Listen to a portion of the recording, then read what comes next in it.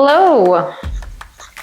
So today we are going to do a reading for Tuesday, the 31st of January. This reading is timeless though, so whenever it comes to you is when it's meant to find you. I typically start my readings with my Lightwork Oracle deck, but today, for this day, I'm feeling like we're going to do our Starseed deck, Starry Beginnings by Cassie White, and then we will move into my deck, the Lightwork Oracle, to clarify. So, Spirit, what is it that you wanted me to pick this deck for? What is it that you want the collective to know today? What message is this?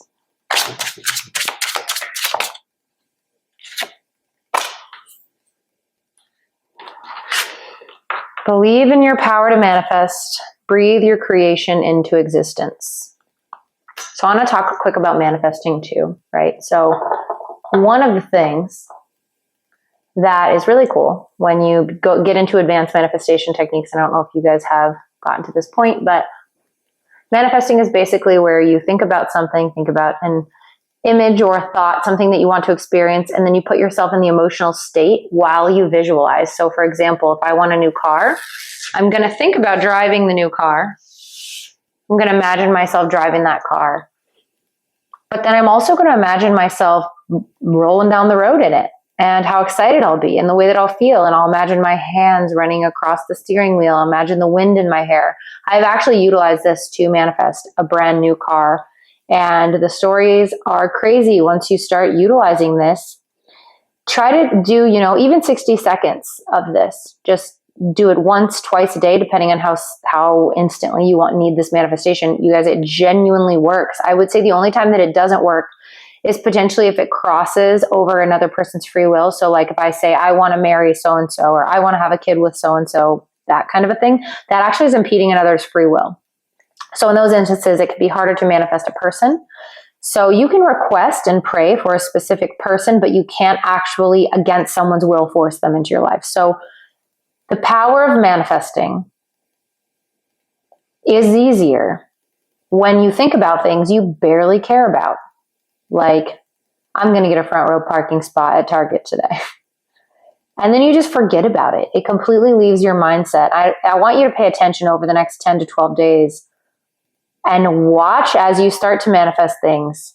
If you can master the first part, thinking about it, combining it with a feeling, and then the next phase is literally forget about it. It's already mine. So the best thing, one of the best things I ever heard, and I don't remember who said it, but it's, if I ordered a package on Amazon, I stop worrying about it. I click purchase, I send off my purchase, and then I'm done. I'm not worried. Like, I'm not concerned if it's coming. I know it's coming, and usually in 48 hours. And if it doesn't come in 48 hours, I might go check on it, right? I might manifest it again or think about it again or check on my purchase and make sure But in manifesting, you want to just trust it. And then all of a sudden it shows up and you go, oh my God, I totally asked for that. Any other messages, starseed messages for the listener today?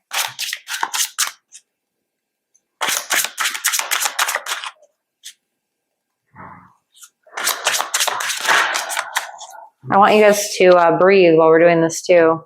Oh my gosh. Breathe love into your life. Remind yourself to breathe. Wow. My throat chakra too. Oh my gosh. I literally just said that. Breathe love into your life. So this is a message, breathing. Without breath, we die. Without breath, there is no life. So this must be a very, very powerful message for someone listening. Are you breathing? Our society teaches us to breathe from a very shallow place. And when we go into fight or flight, we often cut off our breathing. So this is asking you, as you're evaluating what you want in this life, breathe at the same time. Put boundaries around yourself so you can fully lean in to what the universe is trying to bring you. If you are open and unprotected and you're not having any sense of boundaries with the people in your life, of course you're not breathing. You're consistently probably terrified on some level or anxiety, like uptight. So relax, breathe, So let's ask Spirit, what is the situation that the client is being asked, or the person listening is being asked to breathe about? What is this about that they need to breathe into? What is the message that you're trying to give them? Okay. So I like to read these as they come out. So we are going to do this. Blessing in disguise. Divine masculine. Reversed stretch. Incoming communication. New leaf, new life. And reverse get to work. Is somebody a workaholic?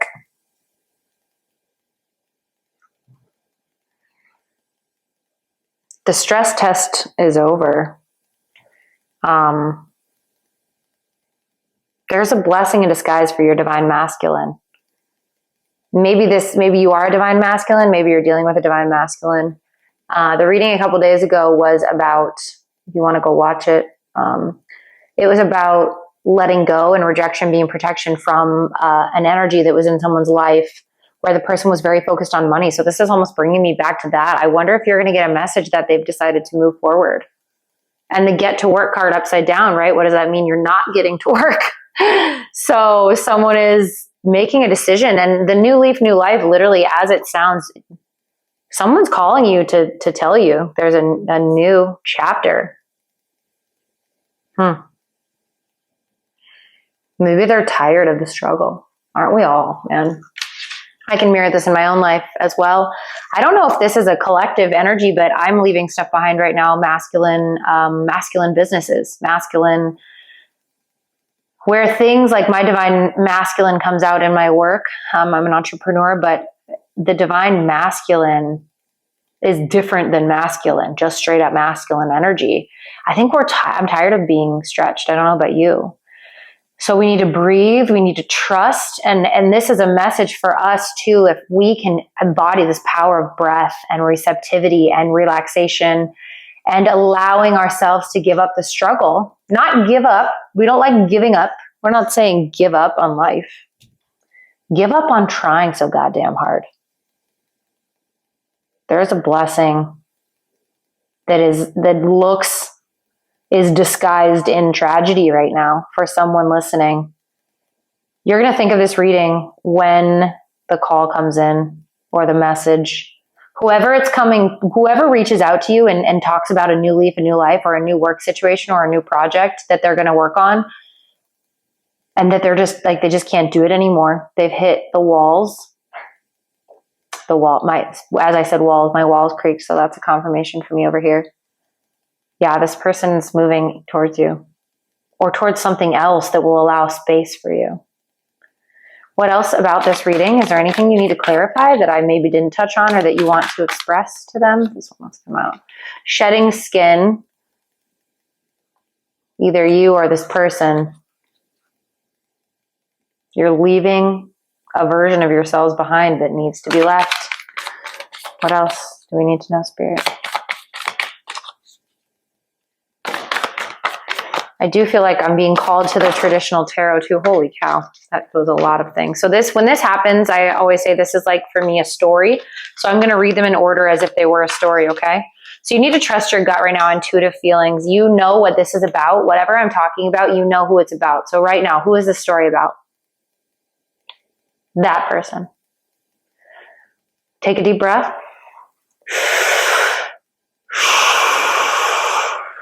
What is your gut telling you about this situation? Truly listen to it right now. What does your gut say? Disconnect. Disconnect from how you think it's going to play out. Disconnect from the person. Disconnect from trying to help. Disconnect.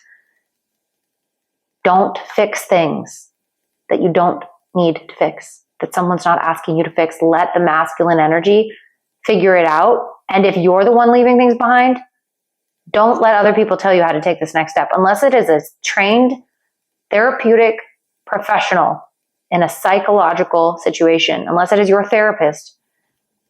You know you are worthy of a better life. If it hurts right now, remind yourself of that. You're worthy of more. You're being divinely protected at this time. Silent moves. Stop telling everyone everything. This is literally what I just said about the therapist. You do not understand the ability of others to mess with your creation. Move forward, move up, move on. This was more for that person leaving things behind. You're worthy of a better life. You need to disconnect from whatever it is you're in. Move forward. Stop talking to people about things. You have a new love, a new passion, a new project, a new chance. You have a God spark. You are gifted. You are here to help people. You know who changes the world? People who are called to and people who decide to. You know who else changes the world? People by accident, following their passions and their bliss, right? They stumble upon something and they think, oh my gosh, that's a great idea. It's a great idea. So you may be in this category too. You might not even realize that you have the power. And some of you may. Some of you may know, you've always known that there's something special about you. This is confirmation of that. And divine timing, everything that you want is going to come to you in the perfect timing. If you met someone and they were going, let's say they were going through a divorce or a death, the death of a child or the death of a parent, and you ran into them, do you think that they would be in a space to have you as their wife or you to have you as their husband? No. And even if they tried, it wouldn't create a safe container, especially for the feminine. And if it was masculine, he would end up feeling like a parent role because he would be caring for someone's emotional needs that was wildly emotionally unstable. Okay. So not that we don't want to support each other, but some of the things we learn in psychology is we actually should not be ripping open wounds with especially masculine energy until there is a safety built between two people. So when we trauma bond with people and we meet them and we immediately start talking about wounds and problems, pay attention to the relationships in your life in which all you discuss is issues. Those are phone calls you want to stop answering because it's toxic. Now, if once a week something happens and your friend's like, oh my gosh, guess what happened? And they want to share with you, that's fine. Is it 5 minutes? Or is it 5 hours of your week? Are we talking about some drama? Are we talking about drama? Or are we talking about growth? Are we talking about spiritual mission and purpose and vision? Are we talking about people that piss us off? Like, come on. I am a female who has had to overcome this a lot. And I notice now a lot that that's how people communicate. And especially when men communicate like that, that's a really unhealthy masculine. So if men are talking shit, that's like a lot of wounded feminine energy. You always think like maybe men have wounded masculine energy. No, a lot of times men can have wounded feminine energy. Okay, we're asking traditional tarot one card for the situation. Oh, a few cards.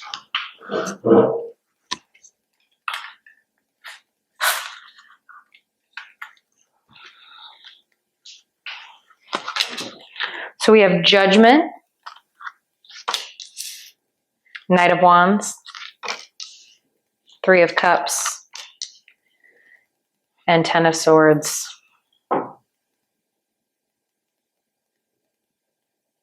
Yeah, this situation is about to go down. And how this person handles it and handles you and handles their follow-up choices, right? If they leave something toxic, where do they go? What do they do? They're going to eventually celebrate. This is going to end up being something where they look back. This was a very important chapter in their life. And this could be mirrored energy. Like if you're a cross watcher, meaning you're watching for someone else or asking about someone in your life, whether that be a friend or a romantic partner, it's all the same energy. It could be you too. Like this could be your story and someone else would be thinking this about you. The person I'm talking to, they are young, they're attractive. They may be kind of nervous, and the person that's about to be stabbed in the back, or maybe already has been stabbed in the back, the celebration card, like they're moving towards celebration, but there could be people that are celebrating that this person fails, and that hurts. Have you ever had that? Where people are against you? It's time for it's really, really time for a new path.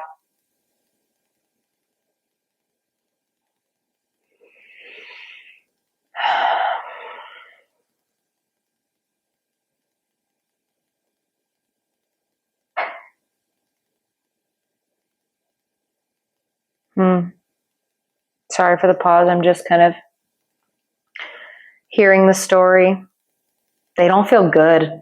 Whoever if it's you or the other person, they're so scared of this Ten of Swords moment, right? They're so scared. It's beyond repair, almost. Whatever it is that they've built this life upon, it's about to be torn down. It's time for them to move forward.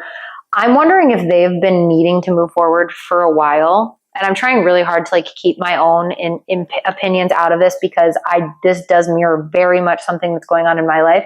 And it's funny that that person is kind of coming to mind, and I'm trying to no ego, let's talk about the listener. But I do believe if you're drawn to this reading, I believe, I watch tarot a lot, pretty much every day.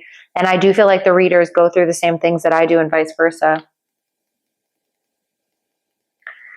The Six of Wands was just calling to me, and fame, recognition, and honor, triumph, and success. So what if this person leaves? They have a very incredible life. This is not the last chapter for them. But man, are they making it difficult on themselves. Anything else that I need to know about this person and what they're walking towards?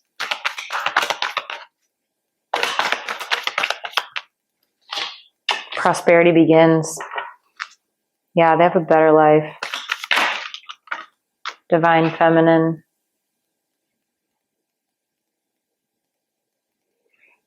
They need to receive.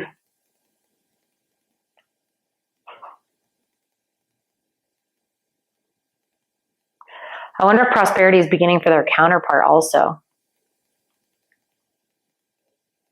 This person that's losing everything is being magnetized by the growth of the divine feminine involved.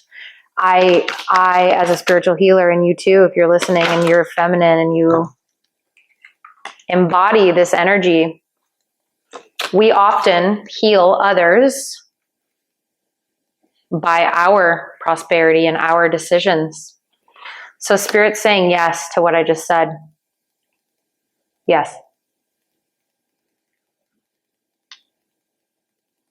This is about them being polarized by the person that they're connected to. She is a wizard, whoever that is. Or they are a wizard. You're a freaking wizard, whoever's listening. And this is to be continued more to the story, but it was reversed. So this is telling me that book is about to slam shut. All this time, all this energy, and it's about to, God, we hold on to stuff for way too long. People, places, things, and jobs. Alternate path.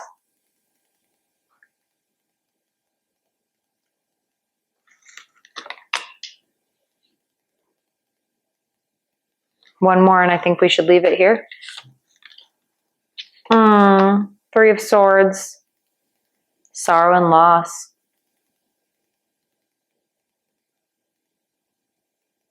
Man, this person is hurting.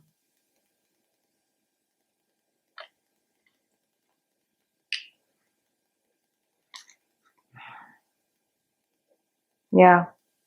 They're either going to align. I'm feeling called to say this. I say this for myself as well. If you really love someone, you'll allow them to be happy with someone else. And I know that's hard to hear and it's hard to say. But if you really love someone, if you get to the point of you think if they called you and said, hey, I met someone, and you knew intuitively somehow that they would marry that person, or that's the perfect person for them. The proper way, if you work with the light and with God, is to be happy for them. The Empress, yeah, their feminine counterpart.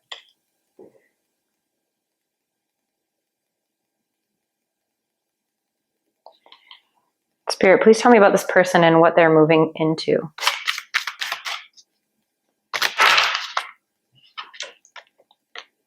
Seven of Wands. You're on the defensive.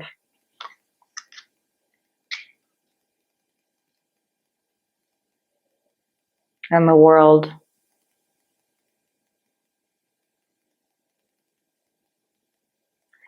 Yeah, this person is about to let go finally. Finally.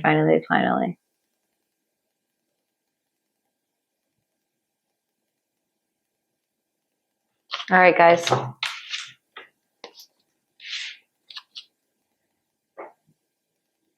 Is there, I'm gonna ask about the reunion really quick.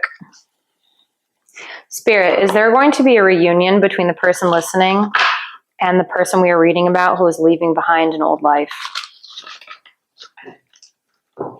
Chaos. Oh, whoa.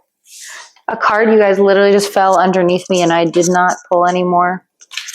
Oh, it was the World. The World fell off. Yeah, I mean, the world tells us yes, right? There is a change. There's going to be a change for the better.